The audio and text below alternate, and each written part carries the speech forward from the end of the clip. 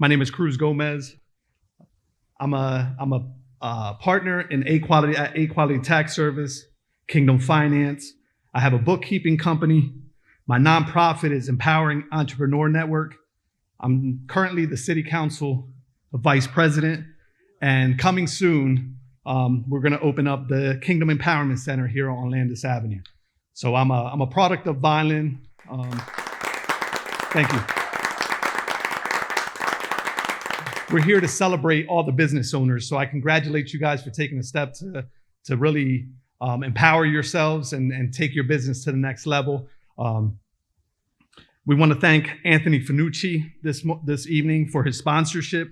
We want to thank Sandy Franciski for allowing us to use the venue, and the venue staff for being so gracious with us this week. Can we give them a round of applause? Today on the right-hand side of me, we have Sound Mind, Sound Body, and Chris Wilson and Jessica Gonzalez. We've been working with them for the last 2 weeks. We've been partnering with them. They're doing an amazing job of taking young entrepreneurs and teaching them the tools that they need to take their businesses to the next level and to start their business. We understand that dreams, the cemetery are full of dreamers, right? So we're taking these young people and we're teaching them that they also can start their business and be successful no matter where they've come from. We're teaching them that their background is not a crutch, it's a mirror.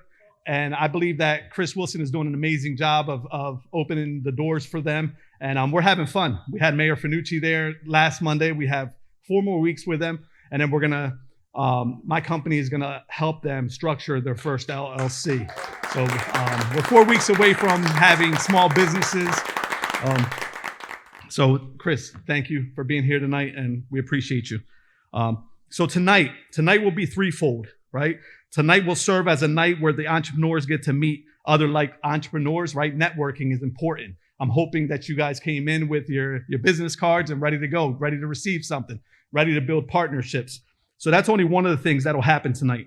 It'll be a place where you will get a nugget or two that will propel your business into the next season. And then thirdly, it's a place where the dream that God gave me is placed in motion. In 2000 and 2021, during COVID, more than 80 entrepreneurs entered my office to open up LLCs.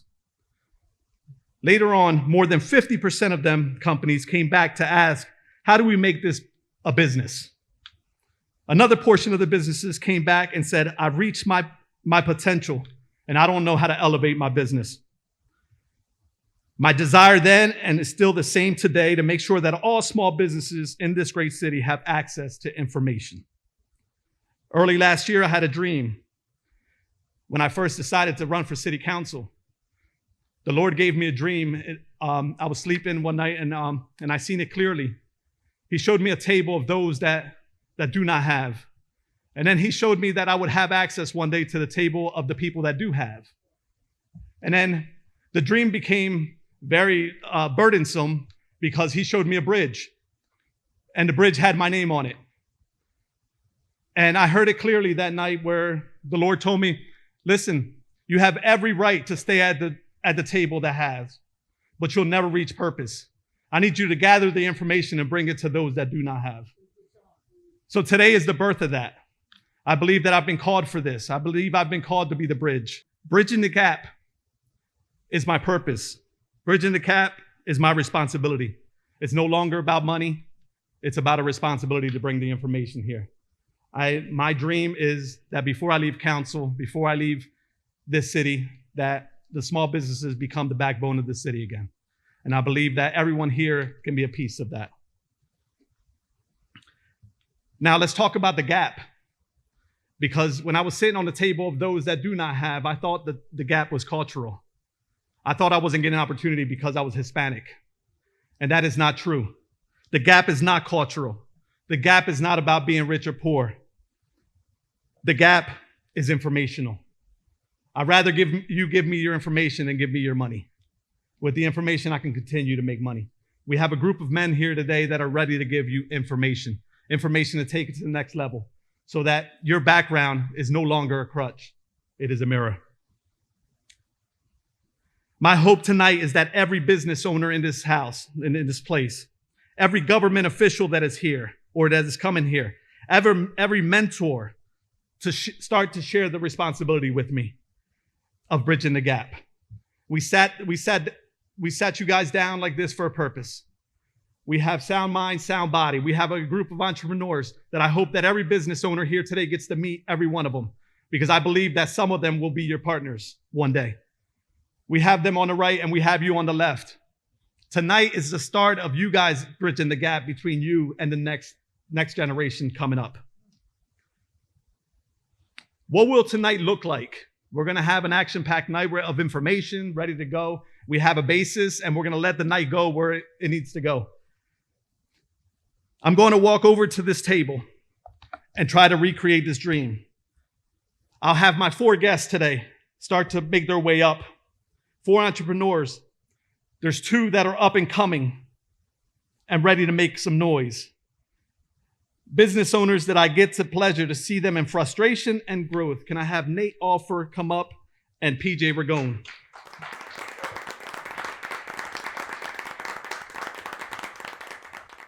On my left tonight, I want to call up 2 entrepreneurs that have excelled in their space, have made strides in business, and are willing and able to share information with us today.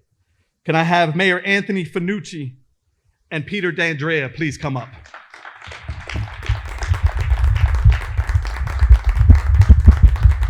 So we're going to take a moment right now, and we're going to have these guests introduce themselves. We're going to start with PJ Ragone, right? They're going to name their business so you get to know a little bit about them. And I believe that you're going to get to know a lot about them by the way they speak tonight and what they share. Name of business, success of your business, and where has your business struggled because of a weakness? Thank you, Cruz. I just want to say thank you for having me tonight. Thank you for having all of us. Thank you for putting this together. The vision that you have is just so important. It's so impressive. And, we need people like you to do exactly what you're doing, bridging this gap. So like Cruz said, my name is PJ Ragone. My business is called ETP Consulting and Training Systems.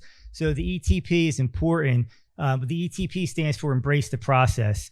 So what I've done most of my career is train people, right? So I train athletes, and I constantly talk to them about the process of getting better, the process of being great. There's a process that has to happen each and every day, and you the most successful people embrace that process. They almost enjoy that process more than the actual thing they're training for, or the destination that they have. Because what happens is that destination starts moving further and further, or goes to different places, but the process never changes. It's a system that you take on. So I wanted that to be the name of my company, because I want, in every walk of life, anyone that I come across, I want them to think about the process that they have to take in their life, whether it's business or whether it's personal. So I started this business, about a year ago, around November of 2024. And what brought me to it was that I lost my job. I worked for Inspira for, over 20 years, and they eliminated my department as part of some changes that were happening. That's never happened to me before. I've been working since I was 13 years old. I've never lost a job. So it was a shock to me. But I realized that it was just an opportunity for me to do something more, do something that, where God wants me, and he just wanted me in a different place. But, the success that I've had is I've been, a strength and conditioning coach for a long time. So I have a following. I have athletes that I've been training. So that's always been something that I can kind of hang my hat on. And I knew I could always make impact, with young athletes. But this consulting venture has been one that is been difficult. There's been, a lot of failures that have happened, and the weakness that I feel like that I have, and I know we're going to get into this more, but I've always had a fear of failure. I've always had, a thought of, do people really want what I have to offer? How much do I really believe in it? And if I don't believe in it, then how are other people going to believe in it? And that shaking of confidence that comes with, you not being successful right away is what, brings people to, like Cruz said, the graveyard of dreamers. So my weakness and my struggle has been staying consistent, staying on the path, not going back to a worker's mentality, but keeping this entrepreneurial mindset so I can achieve, what my purpose is. So my name is Nate Offer. First of all, I want to thank Cruz and for everybody for setting this up. Thank everybody for coming out. The name of my business is called Never Give Up Dreams. And the reason why that name came to me, I always try to think of something that represents what I stand for and who I am in life. And I'm the person that, if I have to say what my best trait is perseverance. And the reason why I say that is because I probably failed more than I succeeded in life, but it don't matter how many times I got hit, how many times the door got closed in my face, failed businesses, so many different obstacles. I just never give up. I never stop. And it's hard to beat somebody that's going to keep coming forward, So a little bit about myself and the business.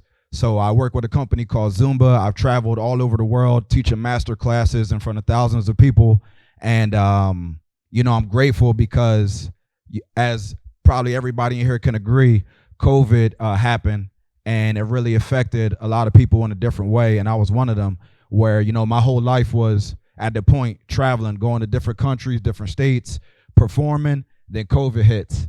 And I didn't have none of my business structure or anything into place. So when that hit, the events didn't just stop, but so did my income, So because I wasn't organized, because I wasn't smart with my financial decisions, I got put into a hole and I had to stop doing what I love to do. I had to, go find a 9-to-5. And it really put me in a place where I felt like I was settling in life instead of thriving in life the way that I was. And I remember when I met Cruz, one of the first things that he said to me is, Nate, you have all the talent, the potential in the world, but you've been living your life on defense. And it's time to change it now where we're going to live on offense. And I'll never forget that because he changed the whole perspective of how I was looking at life, So I'm thankful for Cruz because this go around and everything that's happening, I'm able to build it the right way with structure and able to build it in a way that this time, no matter what storm, no matter COVID, no matter anything that comes, it's going to be able to last because the foundation is built right.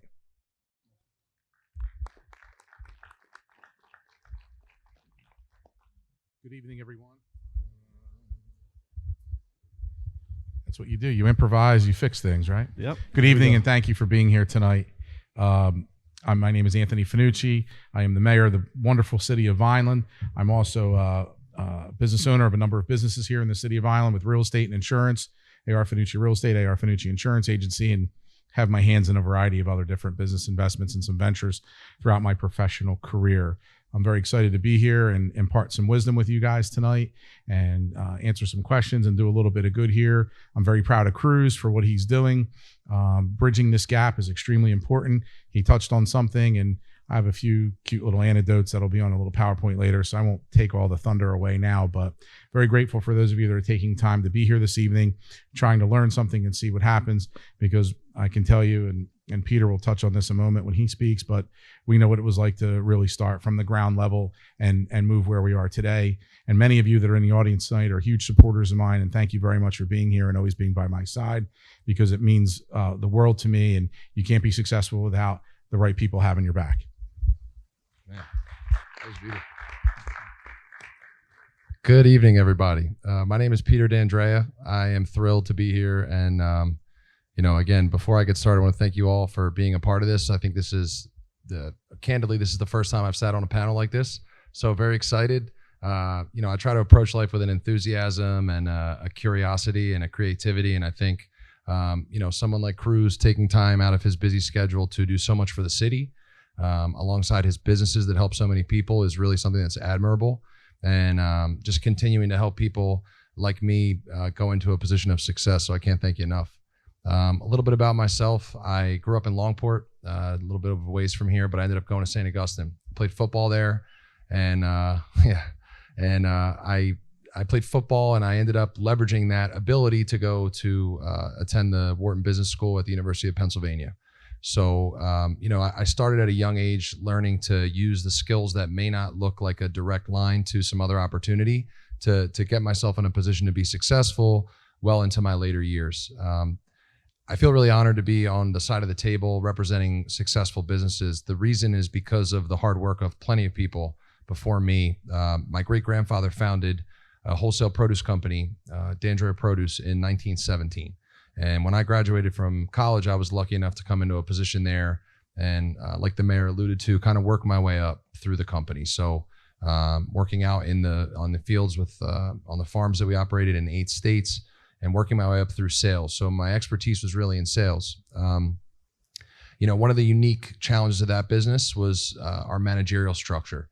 So it was fun for me to, I say it's fun now because we're on the other side of it, but learning to address a lot of the challenges of managing, was at the time was over 100 employees with a gap in mid-level management was something that we all worked on together, and that helped me grow a lot. I have had a winding road of a career in the last 24 months or so. We saw that the state of New Jersey was legalizing cannabis for recreational use and decided to work to get some licenses. So we were able to successfully acquire a cannabis cultivation license. Standing up that business posed a whole source of challenges that really broadened my understanding of regulatory challenges and a whole different market of selling. I went from selling one kind of green to another, so that was fun. And people are a lot happier when I bring the new greens with me as opposed to romaine lettuce, so that's been fun. But all of that happening has led me to start, in December, I officially left my family's produce company and started a consulting company. So I've been very lucky to be able to take a lot of the experience that I have and a lot of the successful people around me who have put me in a position to succeed into a venture on my own now, which is just teaching me something new every day. So I'm really excited to be here. I'm excited to answer your questions, and I know Cruzy's got a great night set up for us. So just thrilled to be here and to meet you all, and really thankful. So I look forward to this evening. Let's hold on to that mic, Pete, because I think one of the questions was, and we want to know, what are still some of your weaknesses? Oh yeah. So personally, I heard PJ say that he had a fear of failure. I have the same thing. One thing about me, I love history, and this is just a good example to explain kind of what my problem is. I tend to try to be the expert in everything instead of taking things as they come. And I think that's inhibited growth for me in my life as a personal weakness, because I'll start to learn American history, and then I want to hear North American history. And then before you know it, I'm on Amazon ordering books about human history, and I just can't stop myself. So it's been something that I need to kind of temper my expectations and let my ego get out of the way and start to understand that there's no way to just absorb everything you need. So that's been something that I'm working on personally. But yeah, it's in my business, it's definitely helped me grow and taught me a lot about structured processing and getting things done in an organized way to help me stay on task and try to remove that from my psyche there, because it's ever creeping. So Yep. Definitely something I'm working on. Thank you. Yeah, of Mayor, course. the same question, because I didn't hear a weakness. Sorry. Well, if I had to pick a weakness tonight, I think Cruzy set me up. He put me next to a great-looking young stud over here, right? Articulate, educated. I got a bodybuilder over here, a personal trainer on the end. So I think I just found my weakness. Chris, can you get up here and help me, please? Awesome. Thank you. So I always like to start off with a little bit of laughter, right? It always relaxes everybody. In the Italian households, it's usually food and wine, but we can't do that right now, but maybe later. Weakness. So probably my biggest weakness and one of my biggest strengths kind of intersect, right? And it is the fact that I am so hard on myself. I am my own worst critic. People can throw any stone they want at me, say whatever they want, and believe me, I've heard it all in my public career. It doesn't matter. There's nothing they could say that hurts me. Sometimes it irritates me and your back gets up a little bit. But for me, I'm my own biggest critic. Sometimes when I don't perform the way I feel I should perform, I'm very upset with myself. I'm very hard on myself. A lot of things people don't necessarily know about me, and something that I don't always share, but I will share with you because I don't hide it for any reason. At one point I did. I don't any longer. But I make myself self-induced suffer from anxiety, right? Because I am so hard on myself every single day to perform at a level that is expected of me. And then not only do I get to that level, then I expect myself to outperform that level. And why? because so many people depend on me. For me, failure is not an option, right? And when I say that, it doesn't mean I haven't failed at a ton of things in life. Failure ultimately is when you decide to finally stop and quit, right? You'll hear these guys probably talk about overcoming injuries in a little bit and what they've discussed in their businesses, which, PJ and Nate already touched on a little bit, which was great. And Peter has said, for me, failure is the ultimate stop. That means I have now completely lost my drive, my ability to succeed, which means I've lost my complete passion. That I can say, I will hope I never let it happen, because my kids depend on me. My mom depends on me. My wife depends on me. Our friends depend on me. This community depends on me. And frankly, it's the same thing that motivates me, because the tougher it is and the more somebody says, you can't get through that, you can't overcome that, you can't do it. Come on, right? I will tell you, I'll get up at 3 o'clock in the morning. My mind is racing and I got to get up and look in that mirror. And I say some off-color things to myself because I got to get right, because by 5:30, I'm ready to go. And it's time to really get in the game and make it happen. So I give myself a couple-hour window, and that is probably a weakness for me, because I am so hard on myself sometimes, and I give myself no level of forgiveness. If I didn't make it to the standard that I felt was right today, I won't be right all night. And then I got to sit down and figure out exactly how to make it better, although it is the same thing that fuels me to be more successful each and every day.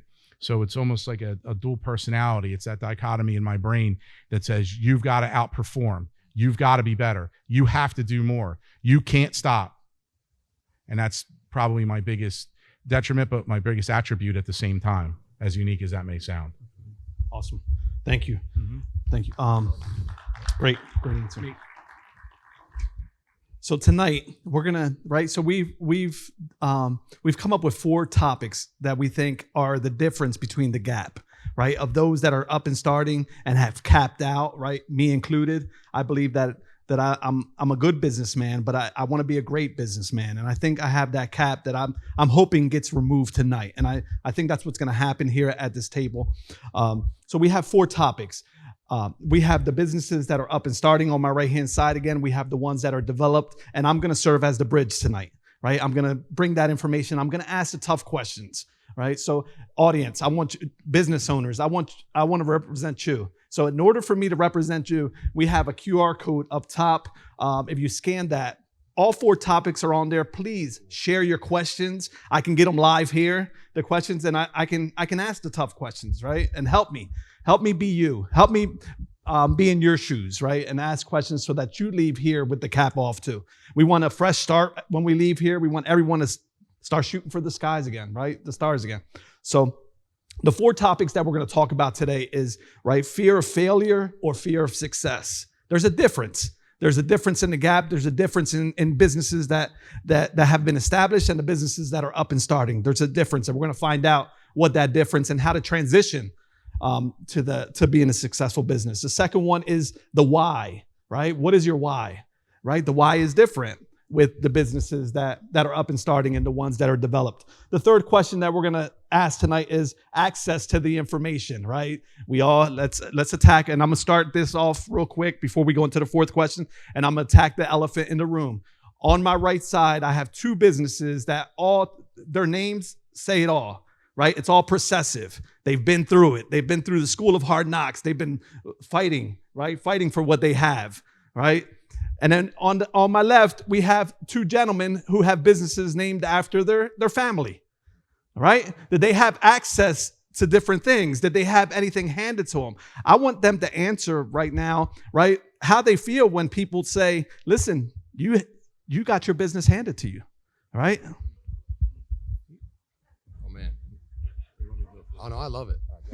No, so it's a great point, and I think, it's easy to take that position, and I think that does exist. I think if we sit up here and say, oh, that doesn't exist, that's just a lie. And I think the difference between why, I know this is a little bit of a winding, but when you say the why, it sticks out to me because, for me, coming into my family company, I can only speak from my own personal experience. I felt a tremendous pressure to honor all of the family members who came before me and put in so much hard work. There was something I was listening to recently It was a guest on a podcast, I don't remember, and he had this perspective of our responsibility as members of a community because of all of the hard work that we're afforded.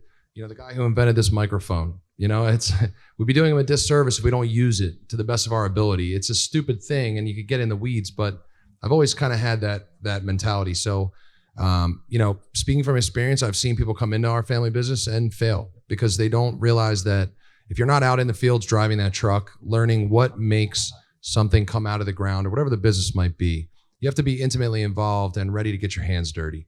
So, you know, I think it's important that what everyone in this room realizes is there is luck in this world, but you can create more of it. And getting up with a positive attitude and getting to work early. And if you can, I mean, obviously there are situations where people are just cutting it to the minute. That's fine.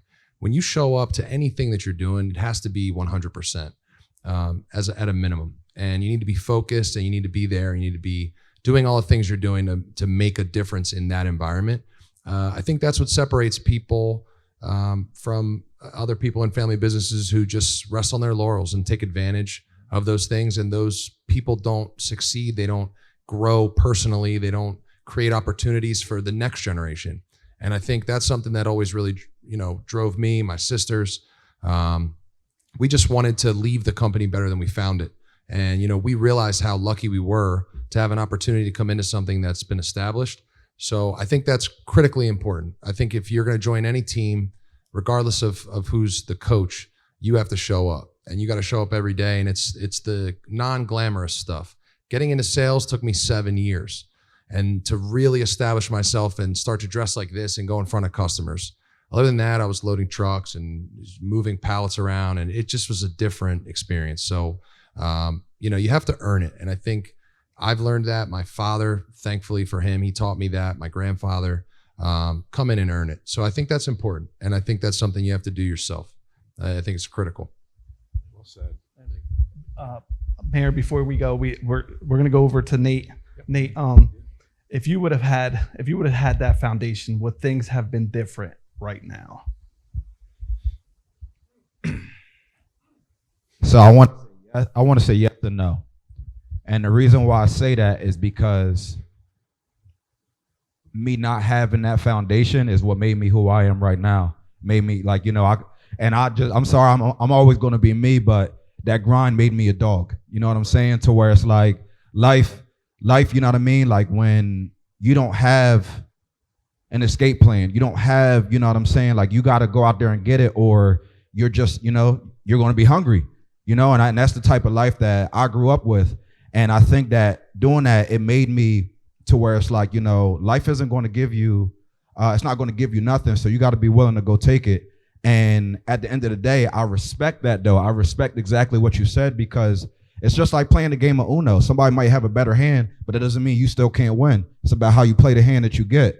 So, you know, in life, even though it may have been different, I think that, yes, of course, like if I could have, you know, if I had a family that, you know, set things up properly that I could have walked into. But I think at the same token, it was a blessing in disguise, because it made me, one, get a relationship with God, that it allowed me to find a path that was meant for me. And on that journey, you know, yes, I got a lot of lessons. I got a lot of bruises, but you know what? That led to who I am, the endurance, everything like that. And I think that, you know, everybody's path is different, but your mindset is going to set you on, you know, how it goes, you know what I mean? Because nobody knows the ending. But if you have your mindset right, and it's easy, I think, on this side as well, to be a victim. You know what I mean? Like, oh, my parents didn't do this, my parents didn't do that. So now you're walking around as a victim. Like, don't let no situation or whatever I'm not a victim to nobody. You know what I mean? I have the power every single day to put my pants on, to go to work, to do whatever I got to do the same way that anybody else do. If they got a head start, that means I got to work more. If they get up at, you know what I mean, 7 o'clock, I might got to get up at 5. You know what I mean? That's what it takes. But if you really want it bad enough, you get out of that victim mindset and you'll get that victor mindset. Yeah, hell yeah.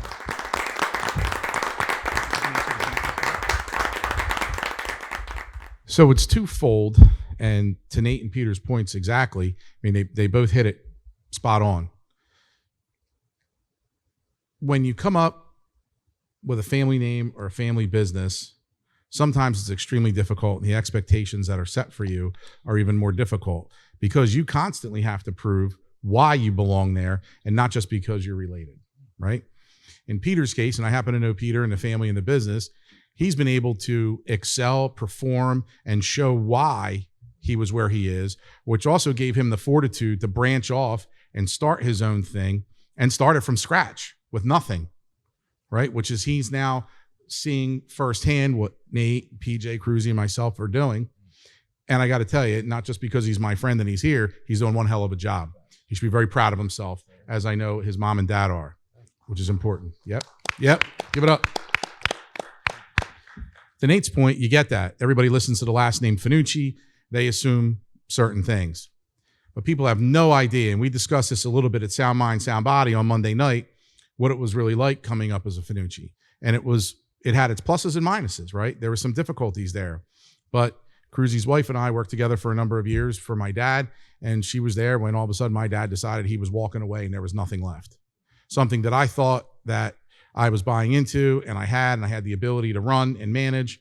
And when I tell you we ran that office together ourselves just about every single day.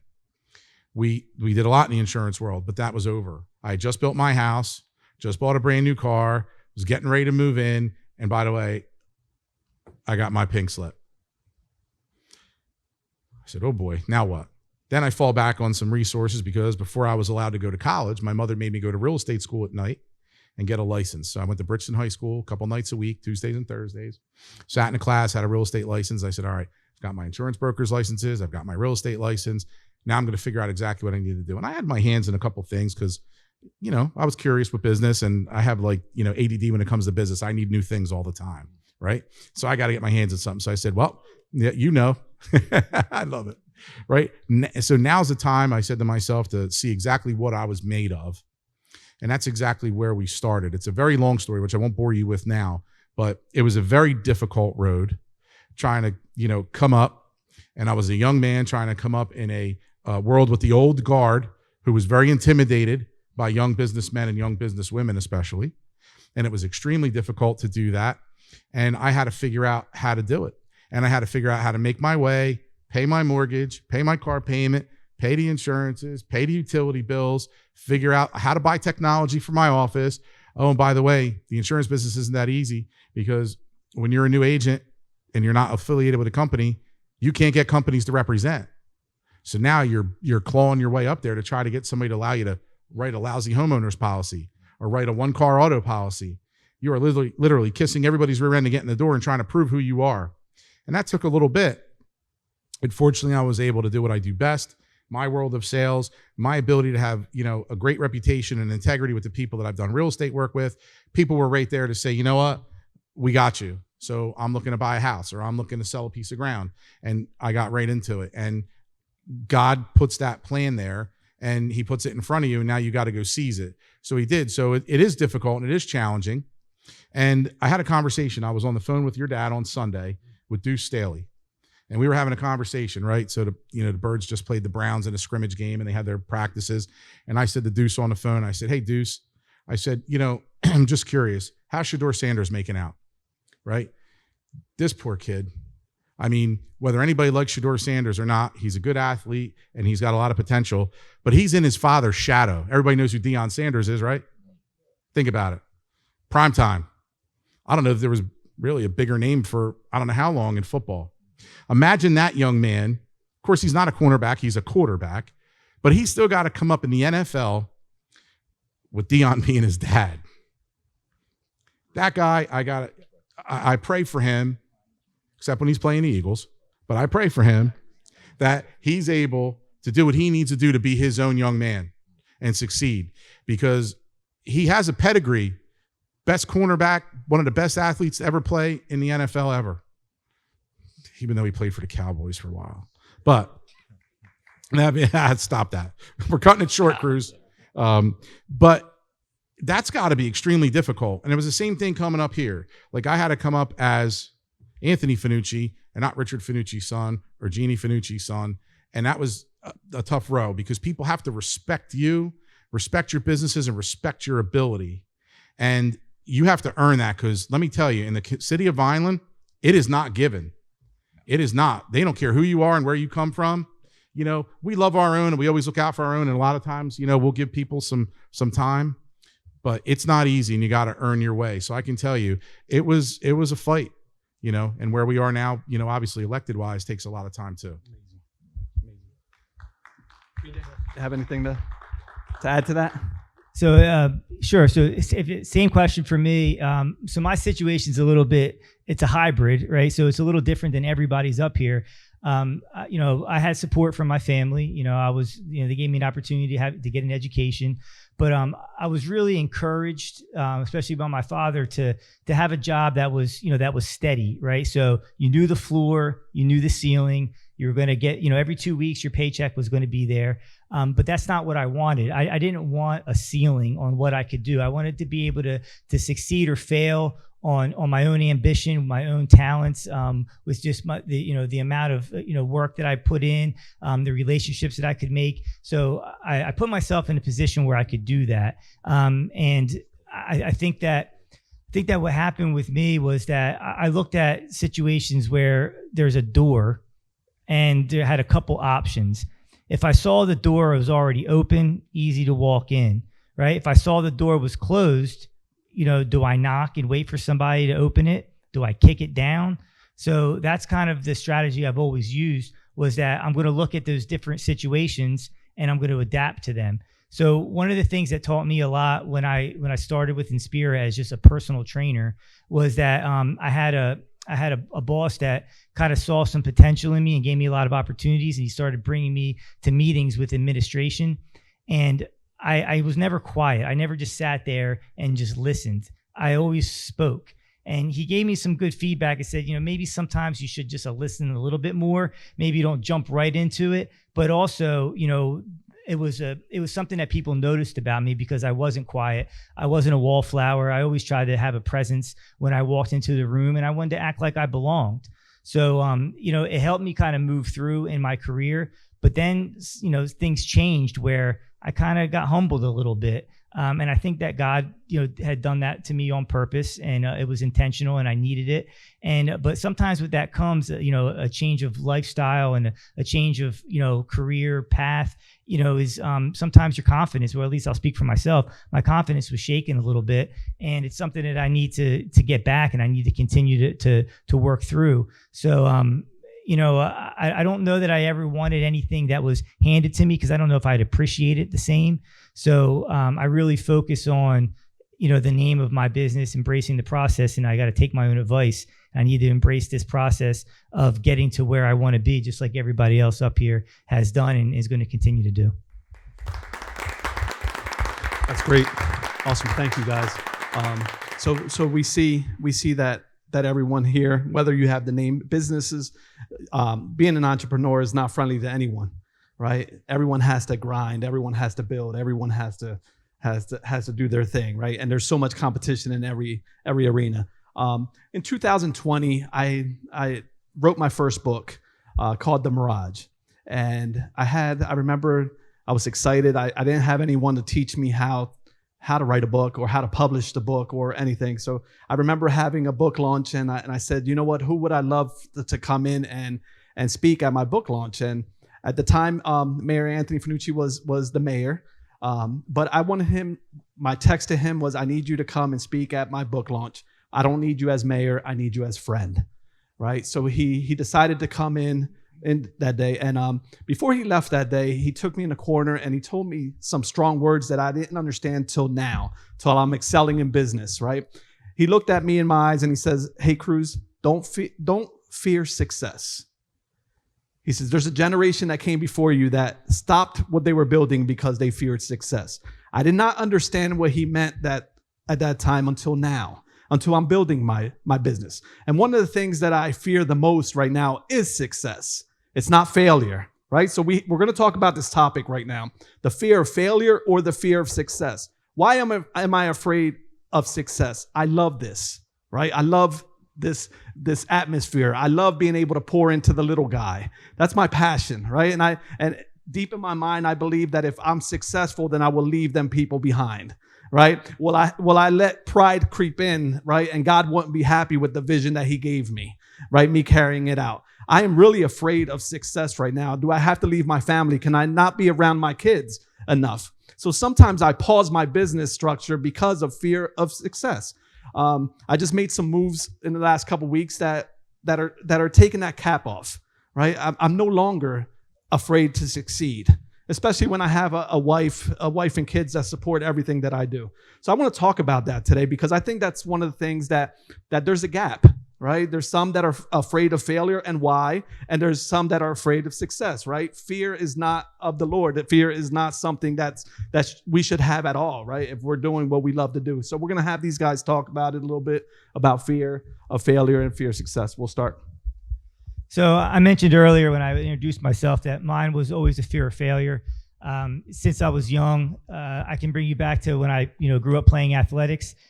What I've realized as becoming an adult that it was a defense mechanism. So if I didn't try my hardest, then I had a built-in excuse for myself. So if I didn't try as hard as I could in my basketball game and I didn't play well or I lost, I could always tell myself, well, you didn't really try that hard. You didn't give it your all. So, it was a way that I could protect, I guess, my feelings or my ego, I would say. It was probably my ego. And I think that kind of carried through, my young adult life and going into my adult life in business. One of the issues that I have to work through is that if I can't be the best at something, then I don't even want to do it. But it goes beyond that, where when I'm trying to become the best, it's kind of like what Peter's talked about, where it's just like this constant overload of information. Like I need to research and plan, and I got to prepare. But then I almost like psych myself out from taking any action. I have all this preparation, but then I don't put it into action because I'm afraid it won't be received well, or I'm afraid that somebody won't want it.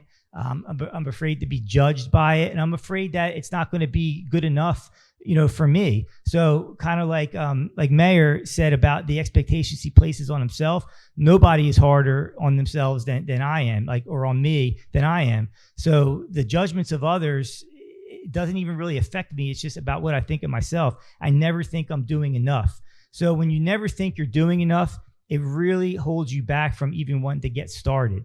So even a night like tonight, it would have been very hard for me to pull this off the way that Cruz has, because I would have just almost talked myself out of it during the planning process.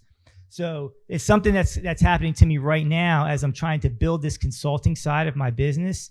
And the consulting that I want to do is workplace, safety, resilience, and injury prevention. Now, I know a lot about the body. I know a lot about biomechanics. I know how the body works. I know how to make it healthy. I know how to make it function. I know how to deal with aches and pains. I know how to do these things. I know that there's a gap in the industry where, there's safety measures that are taken in different industries, but the people that need to perform these job duties, it doesn't matter if you tell them how to properly lift or carry or turn or, move if they can't physically do it. So I know that I can help people physically feel better, but, how am I getting other people to believe that as well? How am I selling that to people? And if I can't get my point across, or if I can't get my, what I can provide across in a well, formatted, way of speaking to them and doing it quickly and concisely, and then also showing the benefit, that they're looking for as, say, the business owner, then I'm not going to be successful. But if I wait till I think everything is perfect, then I'm never going to even get in the door, if that makes sense. So that's where I'm at with my fear of failure is a couple things. It's one, not living up to the expectations I have for myself, but also, the fear of the rejection part of it, right? So, dealing with that, I think that once I can, as I get through that, because I will get through that, because I am determined and I do not have a second option. This will work because it has to work, because I want it to work, and because I know that it can work, and I know that I've surrounded myself with great people to help me make it work. So that fear of failure now is shifting, because I tell myself one thing, and I tell it to myself every day. I could have fear or I could have faith. and I choose faith over fear every single day. And before we go to the next panelist, I believe there's a bridge moment right now, right? So Peter, you have a business owner in front of you that is scared, that is nervous, right?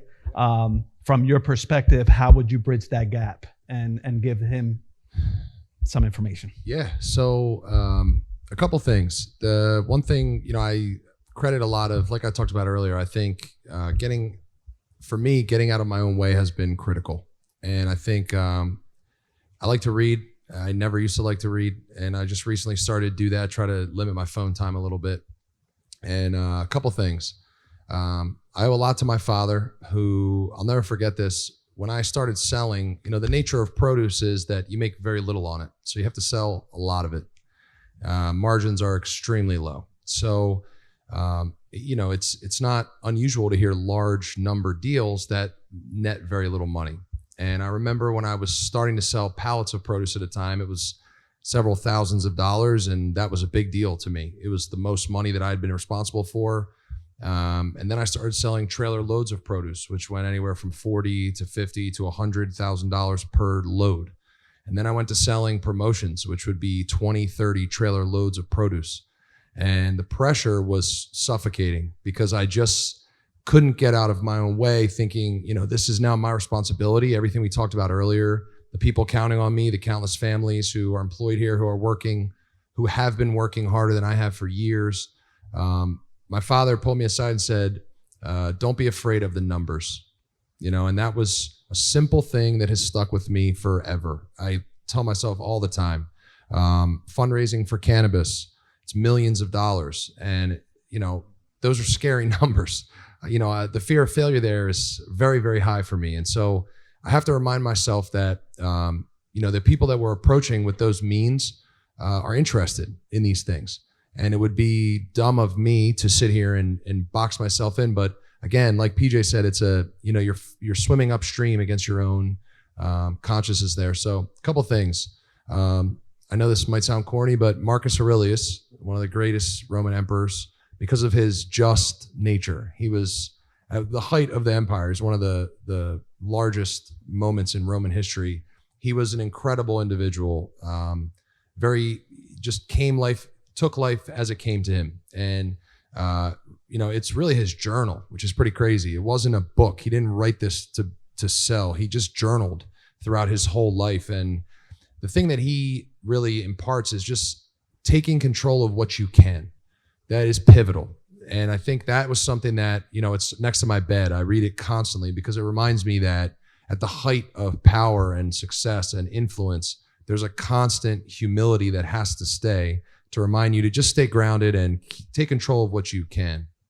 The other book that I would recommend to everybody is called Good to Great by Jim Collins. It's amazing. He talks about leadership in companies and what he calls level 5 leadership, which just is great for people like us who are trying to find our way and understand, the way he talks about loading up a bus is his analogy, getting the right people on the bus, then getting them in the right seats, giving those people control. Again, when you're starting up, something I'm dealing with now myself, it's just you.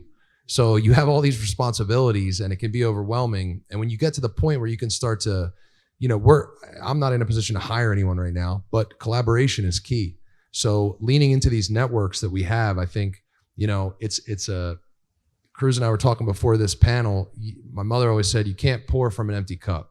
You have to take care of yourself. You have to find the things that make you uncomfortable, address them, try to build up your confidence. And, it can be embarrassing, but at 34 years old, I'm still very self-conscious. I get embarrassed by little gaffes and things I say wrong. And you have to work on that. You have to be confident in who you are, and it's a daily thing. So those are the things I would say. I think just keeping your head down and working hard, and networking for me and leaning on that community of people has done more for me than I could ever do for myself. Just trying to stay ferociously active in networking and being authentic and making connections and following up with people. You'd be shocked how many people don't follow up. If you meet somebody at an event and they say you should go out, you should text them the next week.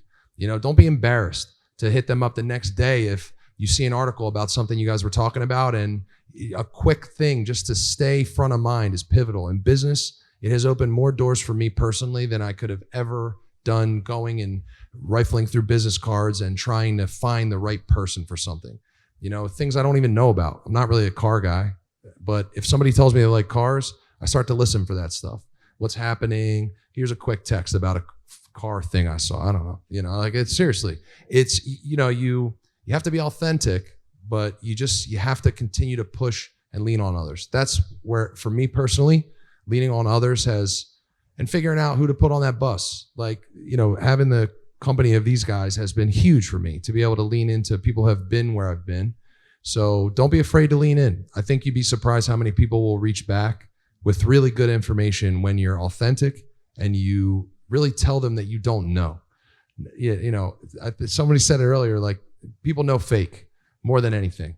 So you can't come to people with this overinflated ego and try to say, you just got to tell them, hey, I don't know how to do this.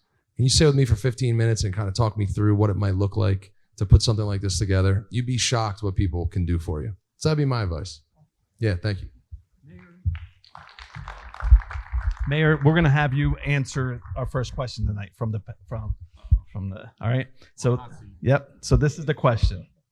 Practically, how do you decide what lane to stick to when you're passionate, interested, and good at a handful of things that you can foresee being a successful business venture? Whoever asked that, that's the worst question to ask somebody with ADD, right? So, although self-diagnosed, but it is a phenomenal question. The hardest thing for me is sitting still, by the way. It's almost like, you know, I have to talk with my hands all the time. I feel like I got to get up and move around. So sitting in this chair behaving is very difficult for me.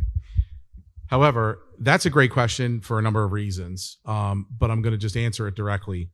So for me, it's very difficult to stay in one lane. So I've tried to dominate the entire highway as often as possible, right? And that just means if I see something that I like, and in my history, so I've been in the real estate business, the insurance business, the mortgage business, the finance business, the restaurant business, the bar business, electronic payment processing business, you know, other food ventures, other investments, like I have my hands in stuff. So what I've done and why I say I like to dominate the whole highway is because I can't stay in one thing alone. I feel like my resources, my talents, my knowledge, and my work ethic gets wasted. And I need to spread out because other people want to be in those lanes on that highway. They may not be able to travel as fast as I am. Maybe they're traveling faster though, but they need some level of support. And I like being there, and I'm honored when I talk to people about their business ventures and they ask me to be parts of things, because if I can be a part of it, I want to be a part of it. But what I have learned to do, and we talk about process, right? Process is extremely important, and it is to have those processes. So I will follow processes with keeping books, keeping my attorneys involved, leveling that playing field for myself, because you can get lost quickly, right? You get lost in traffic, you get lost on a highway, you end off the side of the road if you're not careful. So for me, I'm good at a lot of different things, but it's because of my experiences, and it allows me to continue to learn. My formalized education was cut short due to sickness and injury, so I never finished my college degree, and I'm okay with that, right? I embrace the fact that I have a high school diploma, and I've worked really hard to become successful. These lanes on that highway are my education as I continue to go and I continue to grow. You know, you talked about fear briefly, and it kind of ties back into this, and I'll leave you with this. Fear is a nasty 4-letter word, right? But I have 2 other 4-letter words that are no good for you. That's fail and plan. The reason I say plan is because people don't plan to fail. They fail because they do not plan. Remember that. Because if you put the right plans in place and you look at it and you execute, success is imminent, right? If you don't properly plan, you have a odds chance of maybe being successful. But remember, always have a plan, always think it through. And remember, with business, there's always risk, right? Another 4-letter word. And those words are there to live by, but you want to mitigate your risks to try to be successful. Sometimes you can't help what happens. COVID was one of those things, and people had to pivot. come around and learn and do an end around. But yeah, definitely, it's difficult to just stay focused on one thing, especially when you're so passionate about business. I love business so much and so many aspects of business. I actually wish I was better at a lot of other things so I can be involved in those businesses too, because they're fascinating. But you are only one person, can be spread only so far. That's awesome. We're gonna transition into the next phase. Next question, right? The business plan. We all know that a business plan is the what, the why, the where, the when, and the how. Right? There's 5 things that go into the business plan. From working with PJ and Nate when they first came in, they were concerned about the where, the how, the when, and the what. Right? And we were able to shift, right? And then sitting with Mayor Finucci and talking to Pete today, the why is very important to them, right? They have their why, and their why leads them, where small businesses let the when, the where, the how, and the what lead them, right? These guys, anything they put their hands on is successful because the why hasn't changed, right? So the person that asked this question, right?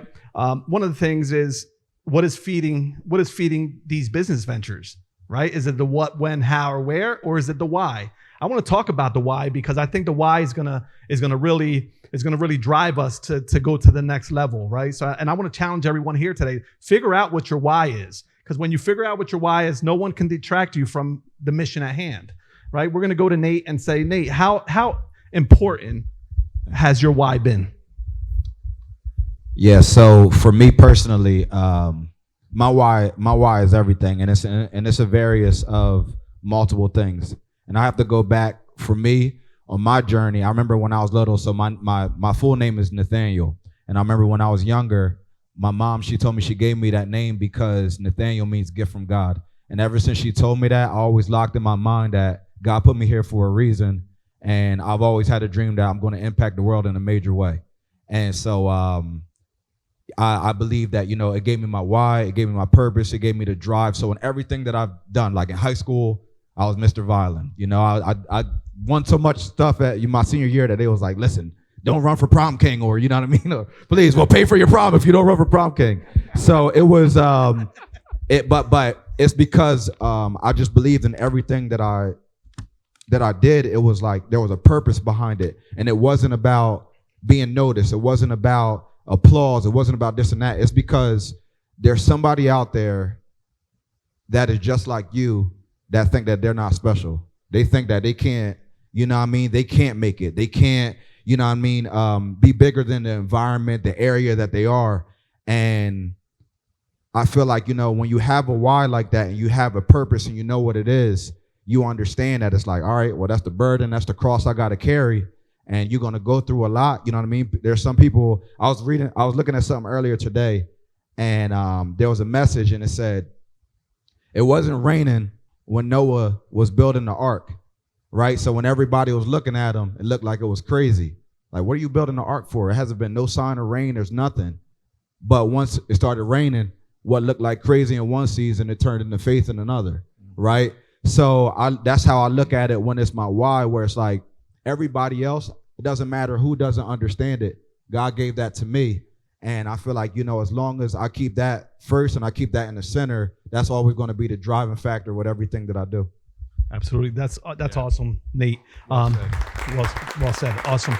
Right? Because the rest of the business plan is your motivation, right? The what, the when, the where, and the how, right? But the why is what's within, right? We have a question. We have a question here that I want to turn it over to Peter.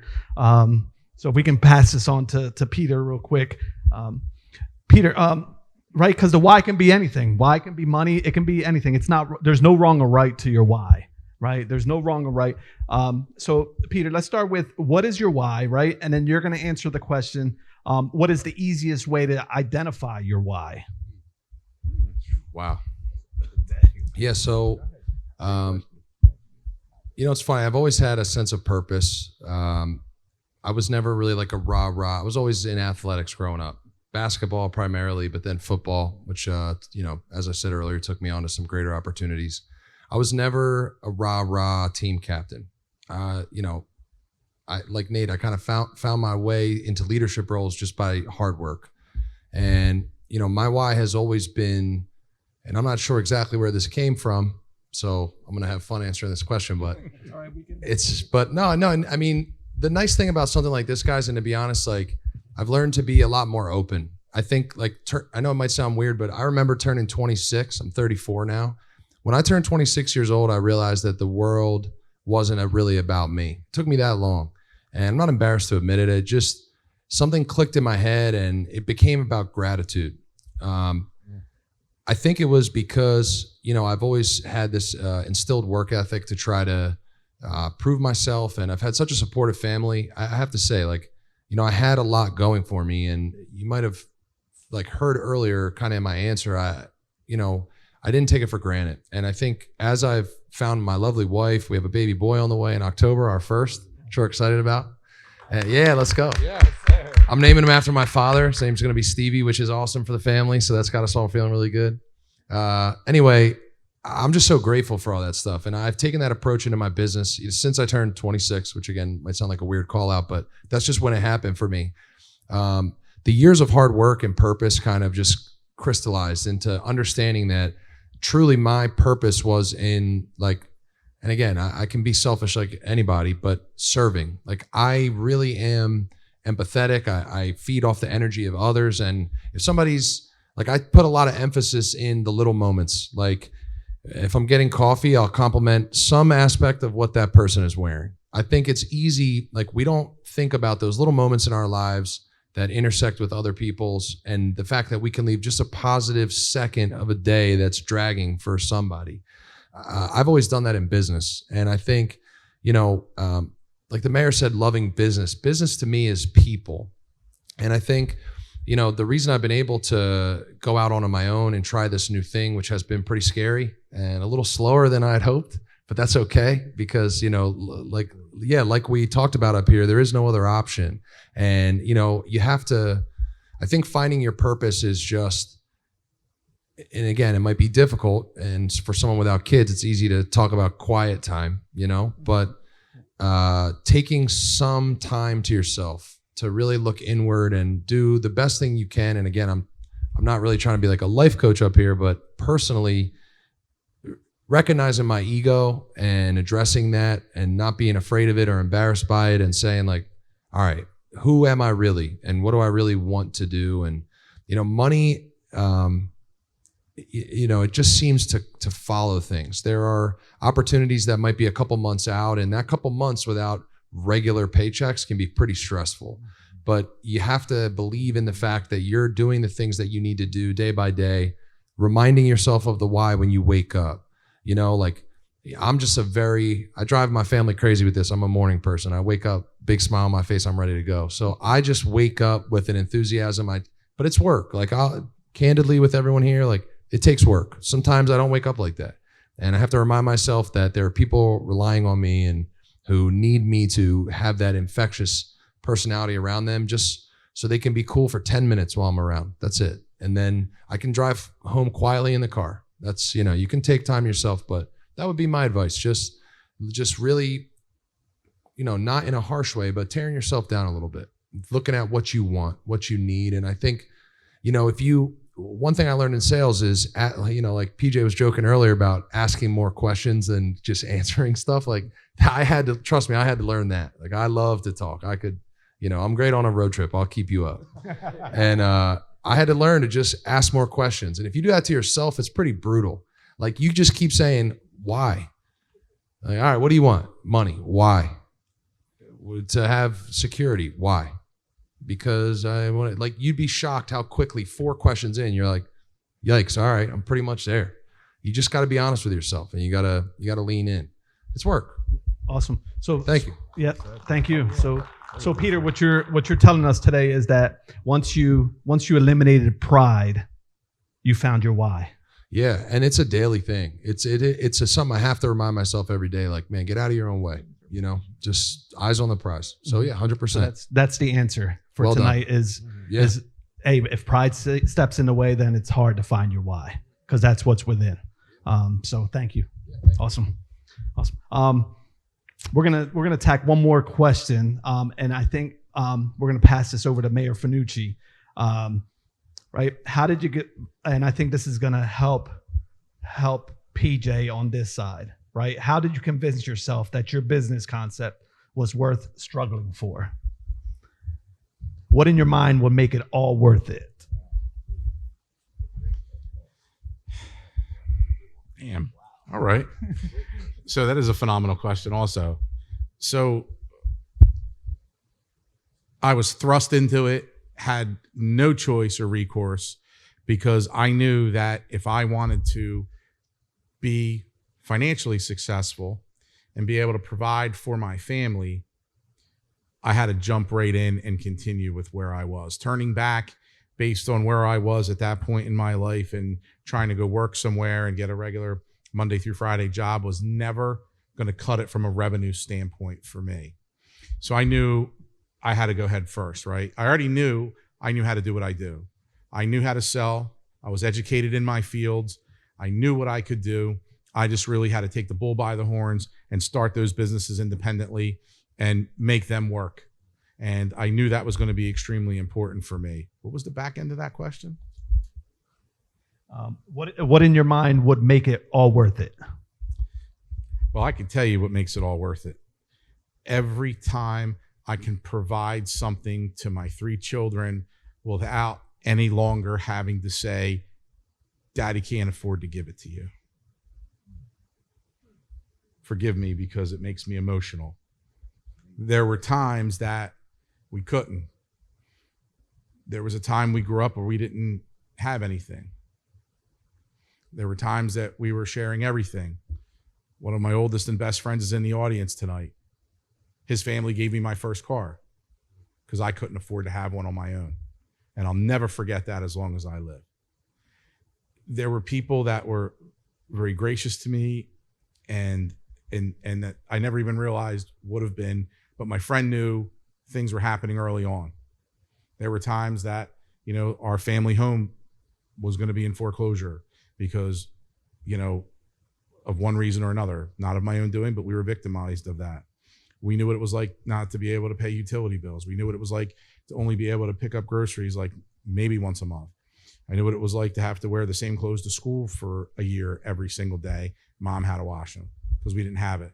So for me now, knowing that my children are bearing the fruits of my struggles today, that they won't have to, and me preparing their futures while teaching them the responsibilities of money, work, pride in the right way, right? Their religion and understanding what is most important and where they should focus is a key thing for me to deliver. It's the best teachable thing I can give to my children, but that is what gives it all to me today, knowing that I'm setting them up so they didn't have to struggle like we did. Awesome. Amazing. Thank you. Thank you, Mayor. So I want to transition now to our third question, right? One of the things I found out in this season that I'm in right now, I've probably spent the last 5 years chasing a seat at the table, right? I want a seat at the table. I want a seat at the table. And now that I have a seat at the table, now I regret the last 5 years ignoring the audience that I could have set up, right? Or helped out along the way, right? There was so many other people that I could have helped along the way instead of going and join someone else's table, right? But the information was so important for me, and I thank God for that information that I'm getting at that table. So the question tonight, right, is how important is the seat at the table, and how important is that information for you, PJ? So that's a great question. I think that the seat at the table is important to me, primarily because I desire and I thrive on purpose, and I need to have purpose, and I want to have purpose every single day, and I want to be able to provide for my family, of course. I'll tell you something that is very important to me right now, and why I want a seat at the table, and what was the other part of it? Seat at the table and what? And how important is information? Oh, the information. Okay. So the seat at the table, the thing that I really desire right now is giving my wife the opportunity to not work anymore, because she's extremely intelligent and she's very hardworking, and she has a great position and she does very well, but she doesn't have purpose in her job. It's just a job. She cares about the person she works for. It's a family-owned business, and the people she works with. But I want her to have the opportunity to find her purpose. So that seat at the table and the information that I can gather and the networking that I can do and the people that I can partner with, can allow her that opportunity. And that's something that's very important to me right now. And the information is important because that allows for growth. It allows for innovation. It allows for risk taking because it's calculated, and it's intentional. So the information that I can gain from the people at this table, and really from everyone, and anywhere I go, I'm kind of like Peter in a sense that everywhere I go, I say hello, and I try to have a little bit of a conversation, and I just like that connection. I was used to working at a gym where I would see 500, 800 people a day. And there would be days where I needed to give energy to others, and there was days where I needed to get that energy from others. And I know I could always walk out of my office, and I had that opportunity. So I kind of carry that on, in every aspect of my life, to the point where my kids are like, "Dad, you talk to everyone." Like my son thinks I know everyone in the world because he's only 7, but it's just because I speak to everyone when I see them, and I think it's just. I don't know. I just think it's appropriate, and I think it's just kind, and I think it's the way that humans should be and interact with each other, and it's nice to acknowledge someone and to be acknowledged. So I think that seat at the table is acknowledgement, but it's for me, it's purpose, and I think that's what's going to make me happy and have joy, right? Because happiness is circumstantial. But joy is something that can't be taken away from you. And I know I have that in Christ, but I know I can also get that if I'm living in my purpose each and every day. So that's why I want that seat. Awesome. Thank you. Thank you. Yes. Right. The problem that I'm seeing with wanting the table is if that table makes you change who you are, right? To be accepted at that table. We want to have Nate speak. Nate's been worldwide. He's at many tables. He's probably at the top of his business right now, right? Of what he does. How have you kept yourself when your morals when you're entering in them circles? So for me, I think it's quite simple, because as fast as you can get it is as fast as you can lose it. And I think when I've seen it firsthand. I went from feeling like, yo, I'm living in the dream right now, and going to all these different, going to countries and things of that nature. And then something hits and I got $26 to my name. So I've seen how fast that it can change. So, to lose the humility and the whole aspect, you can look at somebody and judge them, and that could be you tomorrow. You know what I mean? So I think that helps me to stay grounded, to stay humble. I'm a big fan of The Rock, and he always say, stay humble and always be the hungriest person in the room, And to go along, I wanted to say to the question that you had asked, what was the question again that you said to PJ? About the seat at the table. One thing that I've learned, growing up, and I may not have always had the finances, but I think the one thing that I've learned, and Peter, you spoke on this, relationships will take you further than money will ever will. And, I've seen my life change because of making relationships, and my name's going into rooms because of those relationships that I was never qualified to step in, So that's why I believe that it's so important that whether if it's the janitor or the CEO, you treat them the same, because you never know who's going to be the one that's going to be the connection or relationship, whatever down the line that can help, your business, or change everything that you got going on. So, you value the relationships and you treat everybody, and you always, the law of you want to reciprocate. So basically, whatever you give out into the world, that's going to come back to you. So if it's like, if you're just waiting for it to come to you, like, no, if I'm sitting at that table, I know right now, with the gentleman that's up here, and there's so many that's out there, if I'm the smartest at the table, that's when my growth stops. I want to be in a room where I'm the dumbest in the room, because then I can learn, then I can get lessons, then I still have room to grow and my ceiling can keep expanding. So I think that, making sure that Ray Lewis said it best, you show me the 5 closest people around you, and that's going to show me your future. So if you're staying around individuals that they're not letting you get comfortable, they're not, they're not letting you settle, they're showing you that this is the standard, it's going to raise what your normal is, and it's going to make you go harder than what you thought you was capable of. Awesome. Great.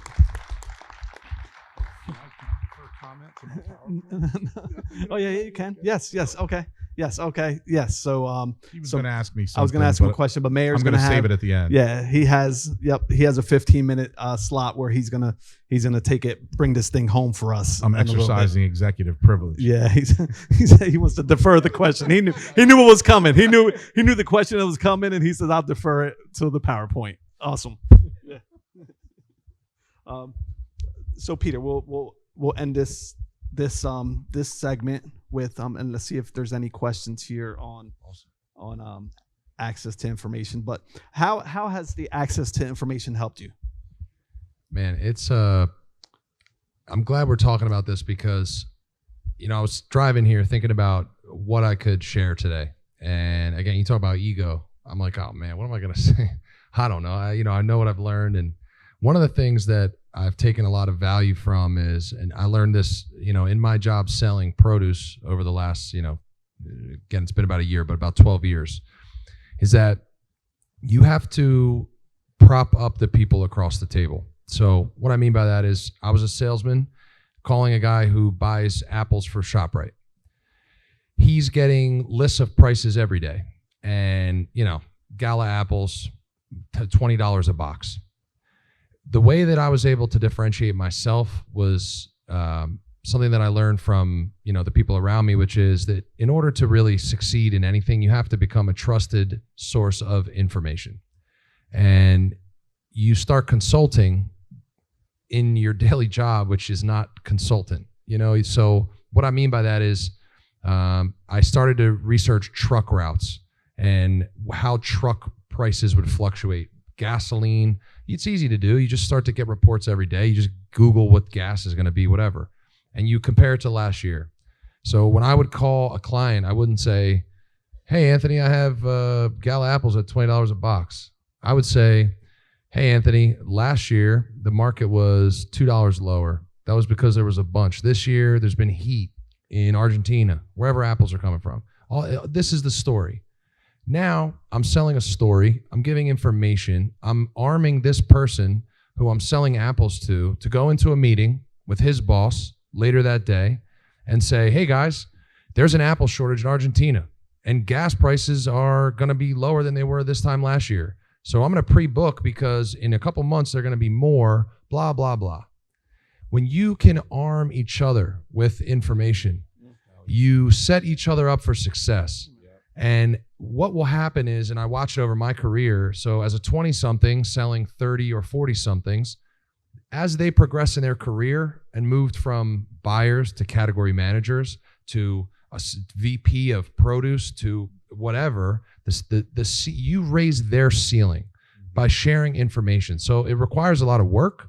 You have to really dig into what you're doing. And I think at any level of where you are and what job you're in, one thing that I always did was try to carve out a little bit extra time to inform myself on like the information flowing into me and then what was happening with the information coming out. And it was crazy how much I learned about my business and how much it helped me in my little slice of responsibility in that business. So that would be my advice. Just try to zoom out and then get the picture and start zooming in when you can and share information. People will never forget when they get to be the smartest person in the room because of you. And it doesn't take much. If you sell yourself short, it will never happen. But if you're confident and you know what you're talking about, you do the research, you will inform others around you, and that tide will rise all the ships. It's just the way it goes. That's my advice. Awesome. Thank you. Thank you. Thank you. Yep. We're going to go into the portion now where Mayor's going to, one of the topics was our view on debt, right? I'm afraid of debt. I've always been taught to be afraid of debt. I'm going into the next level now, but They capitalize on that, right? They know how to use that to their advantage, right? So he's going to go into that, but he's going to bring this home for us right now.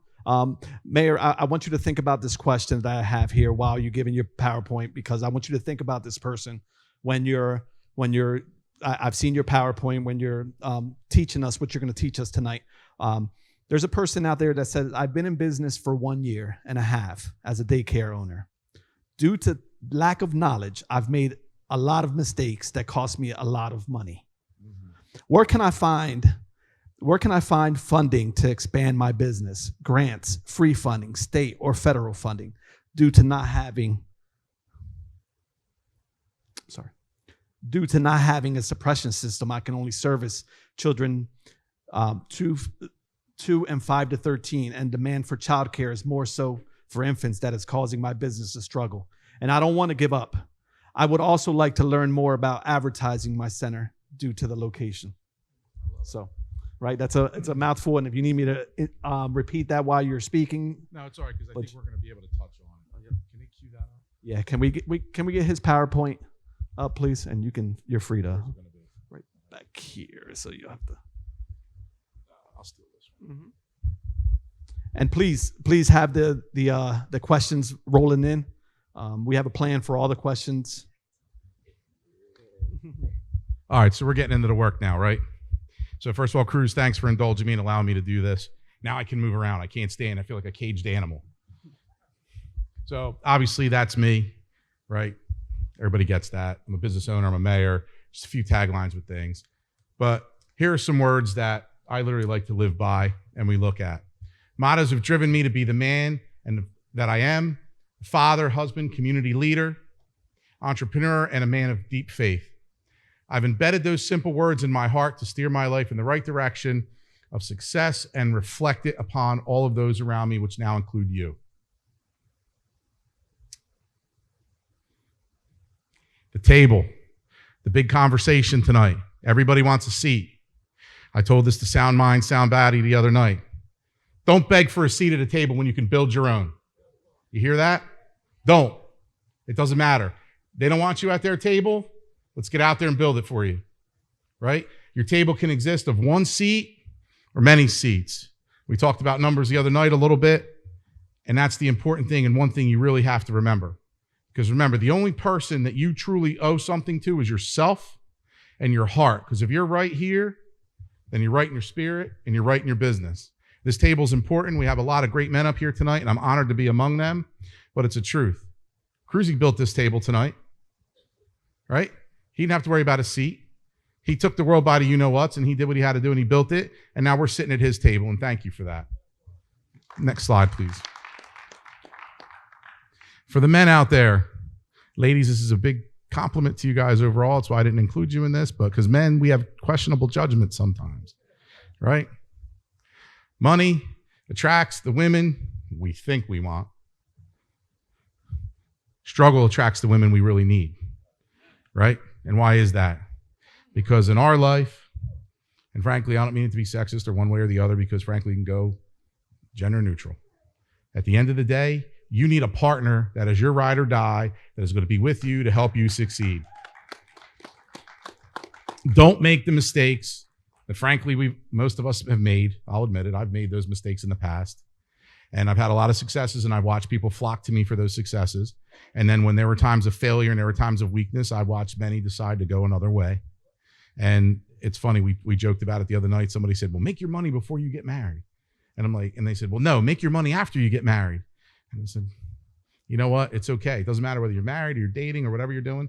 Make it together, right? Make it together. I tease my wife all the time, and frankly, she hates it because, you know, we do well now, and I'm very blessed and grateful for that. But I always tell her, I'm like, you know what? I married you for your health benefits. She's a teacher. But it's true. But she's walked through all them doors and all them struggles, but it was good. She got me. She said, I got that X factor. I said, yes, you do. Right. And selling that stuff for a living, I know how expensive it is. But no, truth be told, Stacy's a wonderful wife, a great mother to my daughters.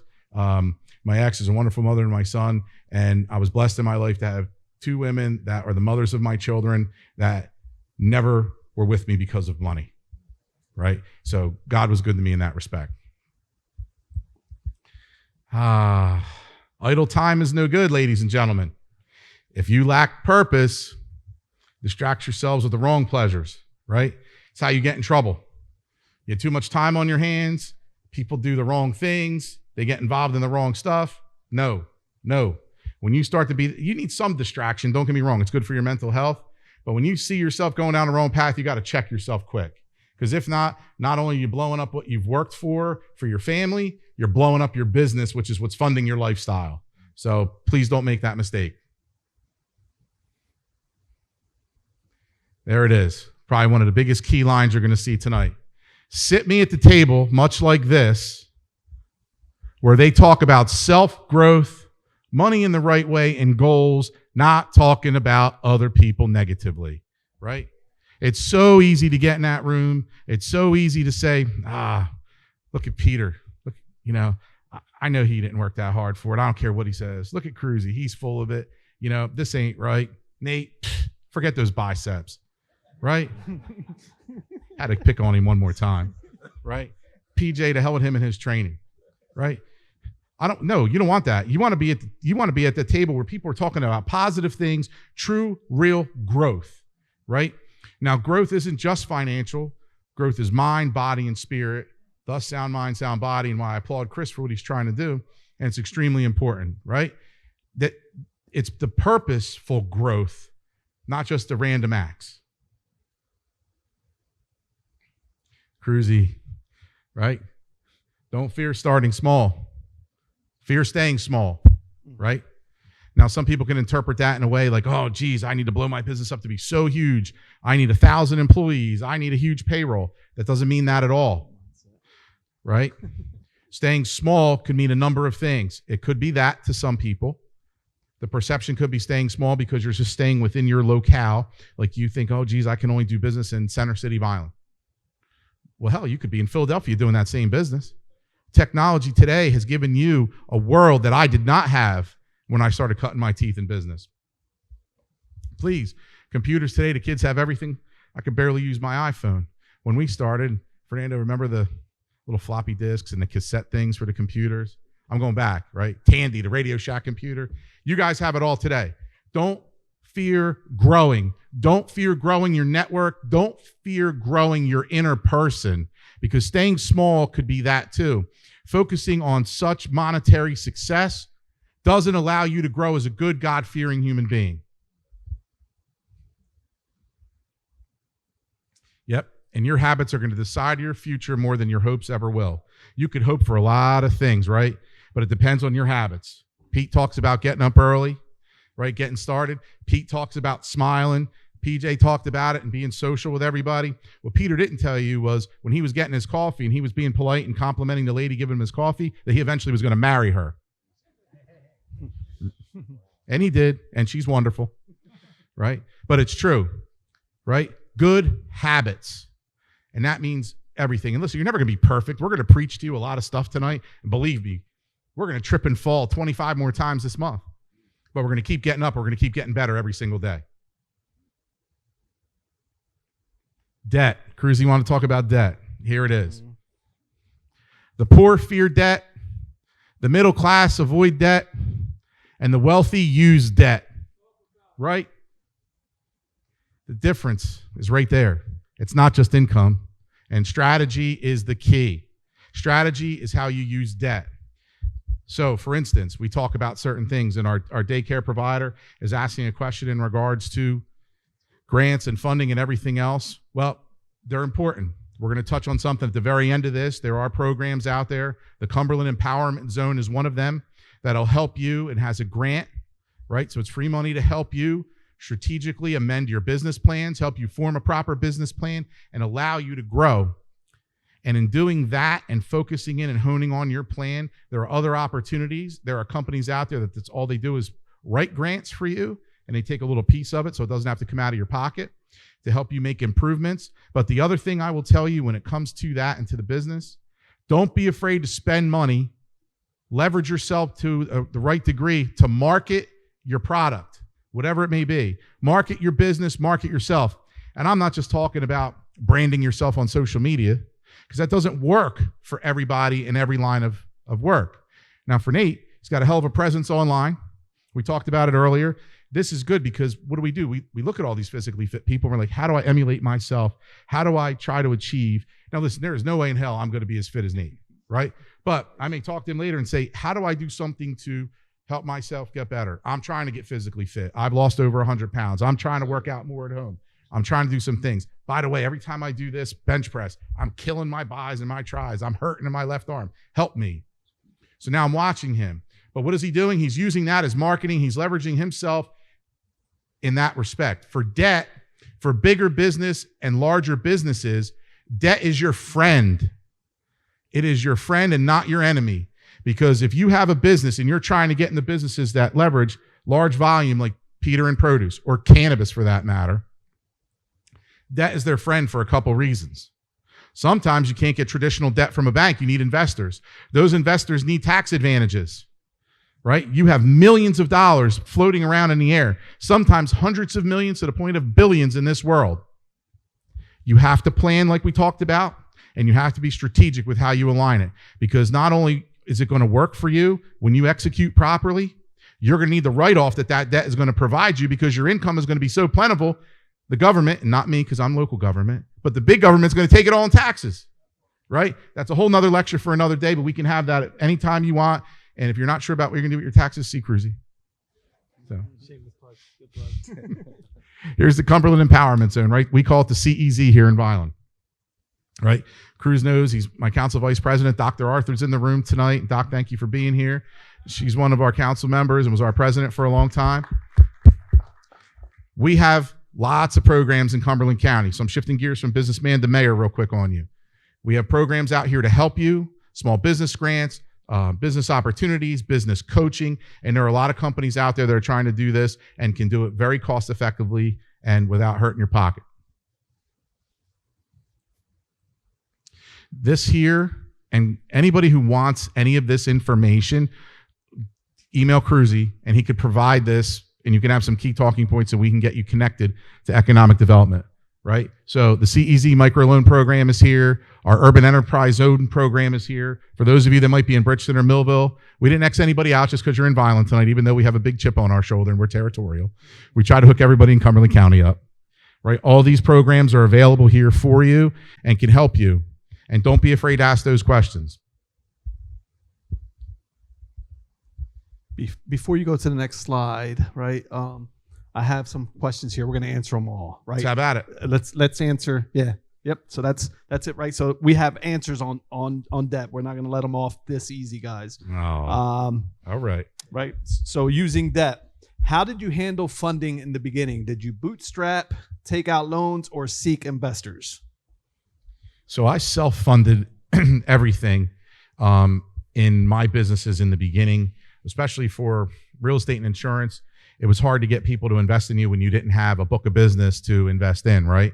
So I was self-funding everything. The irony is, you know, I once had a business partner that said to me, you know, he needed to pay himself first, right?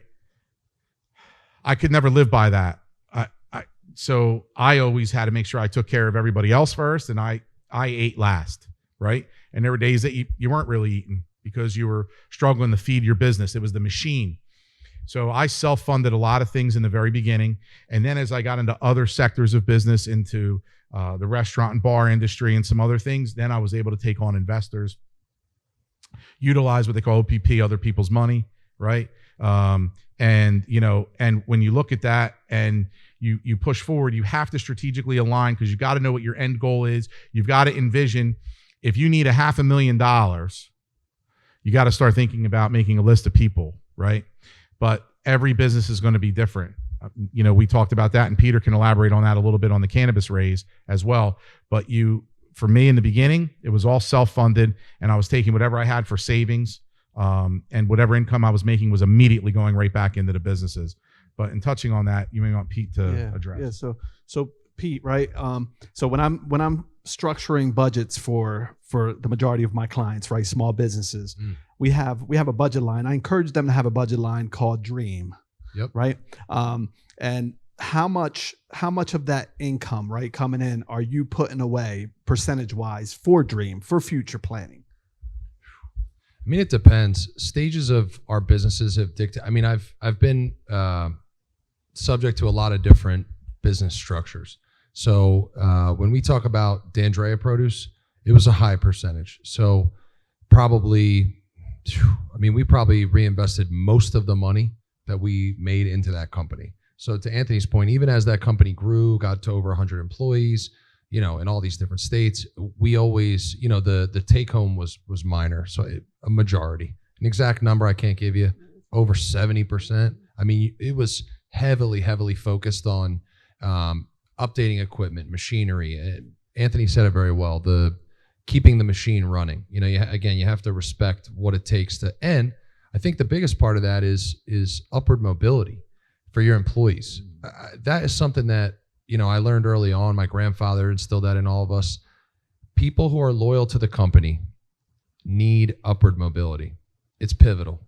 When I would walk into the plant, I would see guys who watched me grow up. That was something I was very proud of. And you talk about purpose.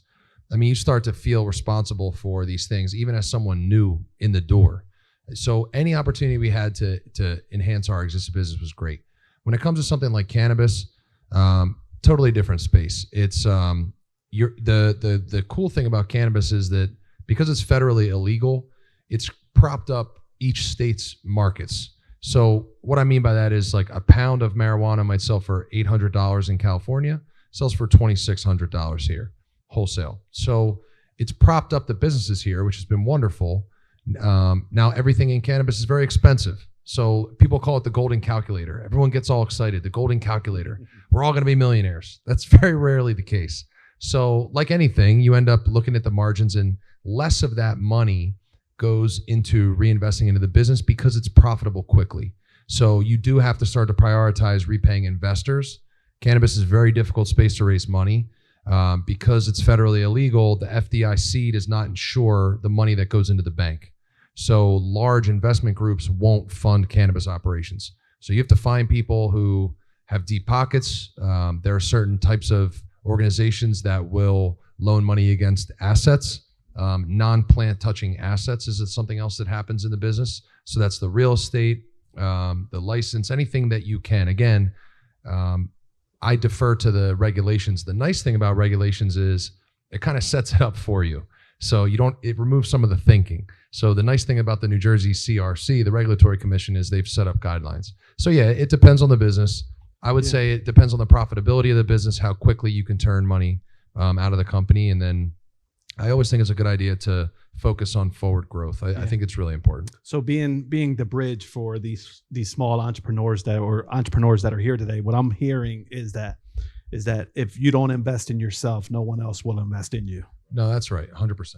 Right. So we need to save, right? We need to invest our money in ourselves, right? Believe in the plan before anyone else would believe in the plan. That's right. And here's the thing. I mean, raising money is great. And the mayor talked about OPM. It's kind of like a little joke, when you're able to raise money, it's fun to say that, like, oh, OPM, like, it's, the problem is that's stressful, man. Like you start to pull in money from friends, family, people who believe in you. And it's another layer of stress, which again, don't let that ego get in the way. You can do it. Stick to the plan. Regular updates are critical. Things happen. Water line burst. If you're whoever raised the question about the daycare, things will happen. If you're planning an addition or an upgrade, it might go 6 months longer than you thought. As long as you're communicative with your investment group and you're doing things the right way, transparency, trust, pivotal. So believe in yourself, tell the truth, stick to the story, do the right things. And what can be so prickly when you first look at it kind of fades. And people will appreciate the communication. And frankly, we've seen that some people will even invest more. And it sounds counterintuitive, but when you develop that rapport and you lean on the relationship, you'd be shocked how people will support you when they believe in your business. So invest in yourself. Awesome. And just tell it, be straight up. Awesome. That's my advice. Yep. Thank you. And we've come to the time where we need to conclude this tonight. Any closing remarks from you before we? Just a huge thanks. I unfortunately, as I'm on to a new venture, I don't have business cards. I'm gonna give Cruz my information. I am thrilled to be able to be around so many successful people, and truly, I give them all the responsibility for where I am. Being able to be on this side of the table is, at my age, a joy, and I'm just setting the bar higher and higher. So I appreciate everybody attending and Cruz for setting this up. I am ready and willing to answer calls, questions, whatever, with whatever I can to help. Some good books and stuff I like to read, things that have helped me kind of stick with me. So I'll get him that information to put on this, and just want to say thank you for everybody. This was really awesome. Really great experience. Thank you. Can we give Peter D'Andrea a round of applause Yeah, for being thank you here all. tonight? It's really nice to meet you guys. Mayor. So I'll leave you with this. You've heard a lot. You've gotten a lot of advice. You've had a lot of information. You've gotten to absorb a lot of little things and some real antidotes, and as Cruzy likes to call them, little nuggets. Last thing I'll leave you with tonight is your network, right? We have all these different strategies in place, all these different programs in place, but to be super successful in business, and Peter touched on this earlier, it's your network, right? Who you're surrounding yourself with. We talked about this Monday night. You know, my circle used to be huge when it came to business, and now it's getting smaller and smaller and smaller. You want the right people around you, and you got to find the right people. And, you know, you've got a great advisor in Cruzy. So if you're working with him, he can help you enhance your network with the right people, because, you know, you have to not just look for the good in people. As my mother would always tell me, you have to look for the real in people, right?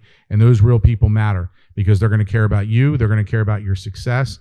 And if they're investing in you, that's a good thing, right? Because you're asking for people's, not just their money to invest in your business or in you as a person for whatever it may be. You're asking them to invest their earnings, right? That they've worked for, they've earned, right? So your network is going to be key. Don't align yourself with a lot of people that talk a good game and are going to get you nowhere or lead you to trouble. Align yourself with good people that you can emulate their successes, right? And I use the word emulate as opposed to envy, because a lot of people envy, and that's not good either, right? You know, you want people that you can look up to and follow, and that are true leaders, and that when you're sitting there and you're listening and you're learning and you aspire. I still do the same thing to this day. There are people that are a million times more successful than I am, both financially, intellectually, and spiritually. And I'm trying to learn from their wisdom each and every day. So be selective with your network, try to tighten it in, and continue to work hard, and always, always, always be ethical in what you do. Thank you. Can we give Mayor Anthony Fanucci a round of applause for joining us tonight? Amen. Awesome. First of all, I want to say thank you to everybody for coming out. And I think that, you know, it's super, it just, you know, when you show up to things like this and you take the gems that's for you, that's where the growth starts, you know. And I was right here sitting at this panel, and it's crazy because I'm grateful, because if it was a couple years ago, I wouldn't be here sitting at this table right now. And I'm thankful for meeting a person like Cruz, because, you know, when I started running into some success, I remember somebody always said, it's not about how much money you make, but how much money you keep. And I was able to run into Cruz, and he really, you know, helped me to manage the success and manage the wealth that was coming in. And I would just like to say to everybody here, you know, I'm fully behind Cruz and his vision, and I know what I bring to the table. I've learned the digital space to where it's allowed me to walk away from my 9-to-5 and live life on my terms. And you may have a business, you may have, you know, different things, but align yourself with Cruz. And I told him whatever I can do to support, you know, everybody in the community in that aspect, in that field, you know, I'm with you, you know, every step of the way with that, and with anybody that's at the table as well too. So, you know, please don't be shy if you got questions or anything like that, man. We all here to serve, and, you know, we're always stronger together. You know what I mean? One win, we all win. If we stand together, we could do amazing things. Let's give Nathaniel Offer a round of applause tonight. Get the real name. All right, guys. So I'll finish this up. So yeah, I'm very grateful to be here, to be sitting at this table. You know, I don't deserve to be here, but I'm grateful that, you know, Cruz found me deserving to be here and to share. You know, my advice and my main takeaway is two things. So one, we talked about aligning yourself with the right people. So aligning yourself with people that believe in you, but also that want to see you succeed. There's a lot of people out there that don't want to see other people succeed, right? So you got to be conscious of those people and allowing them to get close to you. There's different kinds of relationships. There's symbiotic relationships and there's parasitic relationships. You want symbiotic relationships, and that's what I feel like that we have here, and that's giving me such confidence in my ability to grow. I might have been thrust into this entrepreneurial, mindset, but it wasn't by accident, right? This is where I'm supposed to be. And the things that happened, in the last year and really in the last 2 years in my life, were not only ordained by the Lord, but, are something that I'm happy that they happened, right? So don't keep walking around thinking that things that are happening in your life are coincidence. Look for the reasoning behind it, understand the purpose, align yourself with the right people, right? And then the other thing I'll leave you with is it's time to take action, right? So we can only think about things for so long, right? Manifest them in our mind, going over the playbook over and over again. It's time to get off the bench and get in the game, because there's people that are going to help you in that game, right? Think of a team sport, right? We learn how to fail together. We learn how to succeed together. We learn how to show up for each other, right? But you have a part in that, and you got to be an active participant in your success, right? So what I talked about, my fear of failure, what I wanted to finish with is that what I've learned about failure is that failure is necessary for growth, and it's only a failure, like Mayor said, if it makes you stop. So don't stop, and you'll never have to fear failure again. All right, so thank you guys, and you have a blessed night. Awesome. Let's give this panel a round of applause. This is awesome.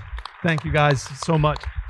Now, I got a question, right? I got a question. Where does the bridge go from here?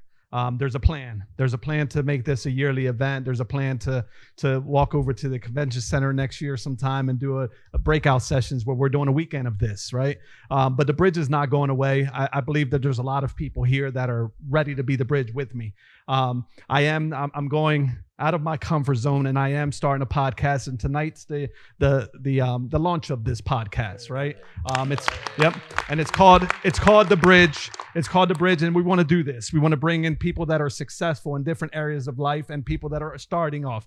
It can be in any topic at all, right? So we're going to come in and we're going to be the bridge. We're going to interpret what comes out. We don't want the Anthony Fanucci or the Pete D'Andrea to sugarcoat things, right? Or bring the level down. We want them to talk at a higher level, but we need to be able to relay that to those that don't understand, and not understanding is not an option anymore.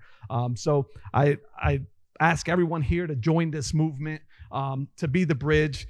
You have children here today, or young adults here today that are ready to take off in business and establish business. Be that bridge, right? So I need a favor from you.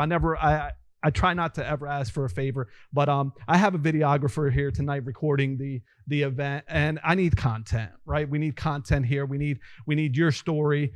So we have a green room in the back, right behind us, where we need everyone here to come in and take photos in front of and give Landis Theater a plug also. Right, but we'll have the videographer there just asking questions on how was your night, or how have we affected your life in any way or fashion, right? And are you ready to join the bridge? Are you ready to be the bridge? So I want to thank you guys for coming out tonight. I want to thank my wife, Linda, who's here, my daughters, Michaela and Miranda.